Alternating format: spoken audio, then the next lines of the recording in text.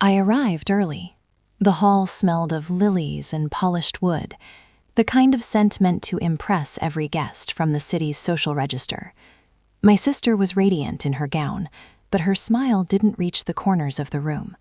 She was tense, preoccupied, arranging details I didn't notice as a child, now mirrored in her controlling instincts. I carried the gift like a silent agreement, a box with a check I knew would embarrass the envelope. Stuffed envelopes of other relatives, $50,000. Half for the honeymoon, half for contributions to the couple's first home. I didn't flaunt it, but I also didn't hide it. In this family, money has always been a language, and I spoke fluently. Then I saw it, a small yellow sticky note, hastily written, taped to a folding chair, tucked into the corner near the bathroom. My name scrolled in shaky cursive.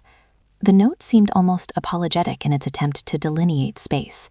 Not important enough for the main table, not important enough to sit with my sister's friends or her fiancé's family, or even the cousins who had grown up alongside me. Not even the dog, who had a custom place card with paw print calligraphy, seemed less recognized than me. I noticed the mother-in-law before she noticed me noticing, smirked, leaning lightly against the doorframe.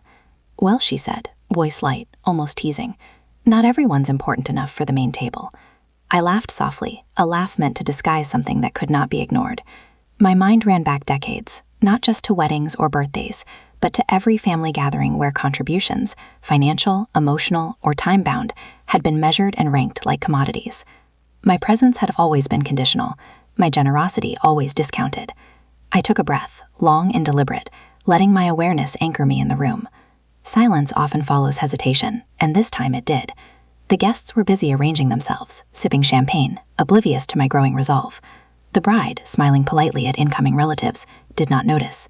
The groom whispered to a cousin about flower arrangements, unaware that the real arrangement of power was about to shift. I walked to the gift table. The box sat there, pristine, surrounded by smaller gifts and congratulatory notes. Everyone assumed it was untouchable, an irrevocable statement. But I had learned the quiet truth. Generosity that is unreciprocated is not sacred, it's assumed, and assumptions can be undone. I picked up the box, lifting it just enough to catch the glint of gold trim. The hall noticed, conversations faltered, glasses paused midair, chairs creaked as attention turned. My voice cut through the murmurs, calm but unmistakable. "Didn't realize a $50,000 check only bought me a spot next to the toilets," I said, loud enough for every attendee to hear, not as a scream but as a statement, precision in delivery, nothing theatrical. Eyes widened, louder died mid-choke. The bride stiffened, the mother-in-law smirk faltered, and then the groom whispered, almost inaudibly, "Wait, you're taking it back?" I didn't respond immediately. Silence amplified the weight of my action. The room became a measuring stick. Who valued me? Who had reduced my contributions to a number on a sticky note? I could feel the shift without touching anyone. The balance was no longer predetermined. The mother-in-law approached, softening her posture, trying to reclaim authority through politeness. "You can't just—" "I can," I said. Simple, factual. My hand rested on the box, ownership undisputed. Generosity has limits, and respect is not negotiable. The guests' reactions were subtle yet telling. A few whispered to each other, others looked down, uncomfortable, unsure whether to step in or wait for the drama to resolve itself. My sister appeared, lips parted, cheeks flushed, realization dawning that the currency of money does not guarantee dignity. I turned toward the exit with the box, measuring every step. The soft thud of my shoes against the polished floor echoed the quiet defiance that had built up over years. The room, momentarily frozen, now contained the tangible consequence of ignoring invisible debts: respect, acknowledgement, and rightful place.